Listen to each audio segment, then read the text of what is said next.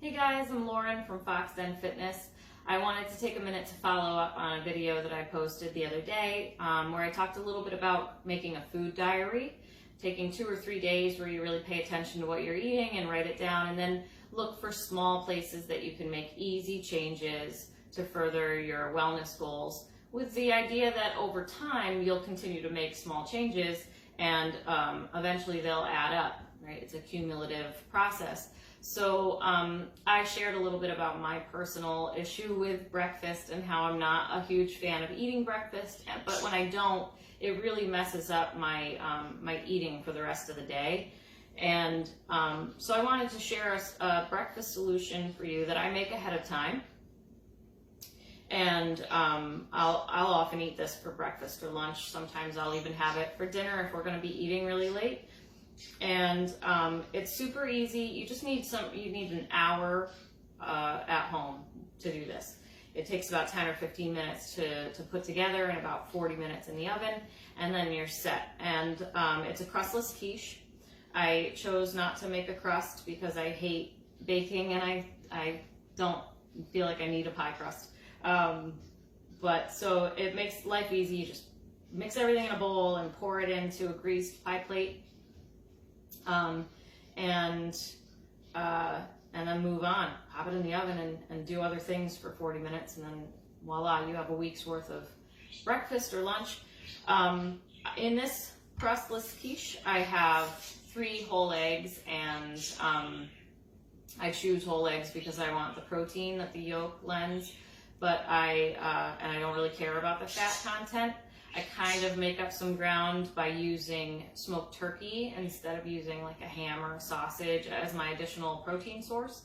You don't even really need to do that if you prefer to make this just a veggie quiche. That's easy, you can do that. I also have this, it's got a ton of spinach in it, it's got a little bit of green onions in it, and it has some cheese. I chose a sharp cheddar because that's what I had ready to go. And I also mixed the cheese ahead of time in some whole wheat flour.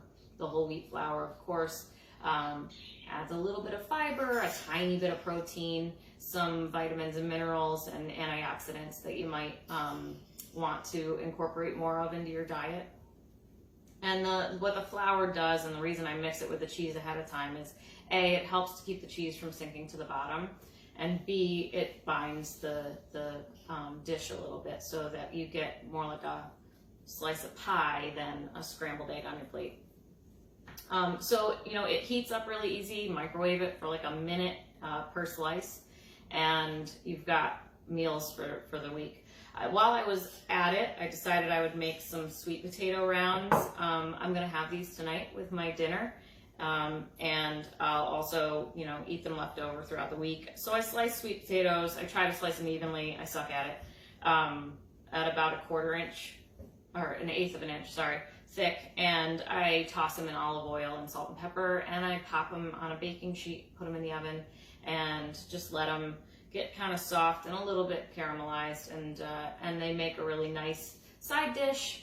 You want to watch them, don't slice them too thin because they will burn. They have a higher sugar content, as you know, I'm sure. So today I'll be eating my quiche with a little salad and some of my sweet potatoes. That'll be my lunch.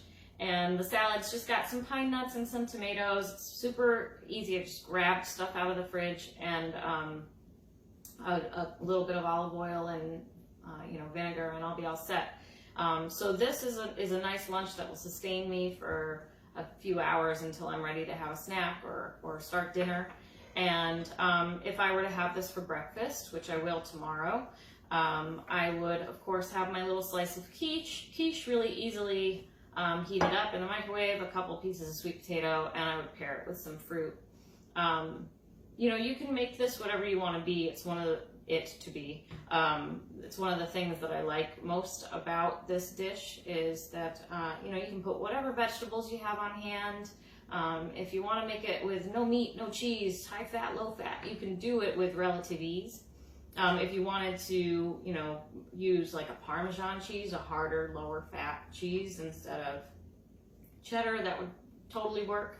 And you can make it lots of different ways. So if you're sick of it one way, you just, the next week or the week after, you make it a different way. And it's something that I don't particularly get sick of.